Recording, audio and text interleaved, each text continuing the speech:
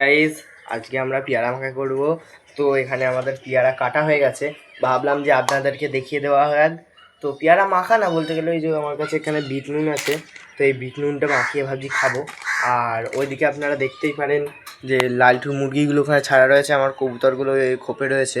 আর যে দুটো কবুতর আনিয়েছিলাম আগের দিন, সেই দুটো কবুতরকেও আপনি দেখিয়ে দিচ্ছি। হ্যাঁ যাই। হ্যাঁ তো গাইস এখানে মাখা, জলদি জলদি লবণটা মাখা, লবণটা মাখা, অল্প দে মাখা, এবার মাখা, একসাথে মাখা, বেশি চটকাস না।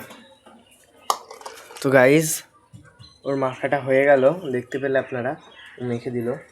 এবার ওই যে সেই যে হাত ধুচ্ছে, চুলায় চুলায় হাত ধুতে হবে না, হাতে লবণ লেগেছে না।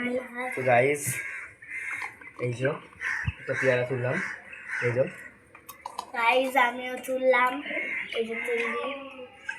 গাইস সেই টেস্ট, কেউ লোভ দেবে না, তখন অনেক পেট ব্যথা করবে, কেউ লোভ দিও না প্লিজ।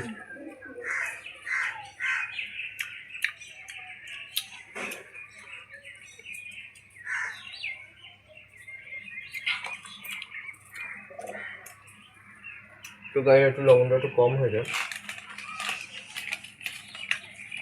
আর তো বেশি লবণ দিয়েছে আর সহ্য হয়নি, কাকা ঢেলে হয়ে যাবে না।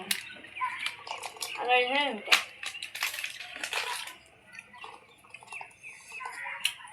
তো গাইস যাও আবার একটা পিস, আর এই যে তুললাম আর একটা পিস। তো গাইস একটু লবণ লবণ লাগছে, কিন্তু খুব সুন্দর লাগছে। সব টাকা তো আপনারা ওগুলো এইভাবে খেয়ে দেখবেন, যদি আপনাদের কাছে গাইস গাইস একই টক হয়ে গেছিল, আরো টক করে দিয়েছে। সুন্দরটা তো টক কি করে হয়? হয়ে গেছে বিশাল নুনের জন্য। গাইজ আপনাদের কাছে যদি মানে এমনি পেয়ারা মাখার জন্য কিছু যদি না থাকে, আপনারা এই শুধু বিট লবণ দিয়ে খেতে পারেন। আপনাদের বাড়ি যদি বিট লবণ থাকে খুব সুন্দর লাগবে, ফাঁকা টাইমে খাবেন। ওইটারও ভালো হচ্ছে গাইস, ওইটারটা দেখিয়ে দে।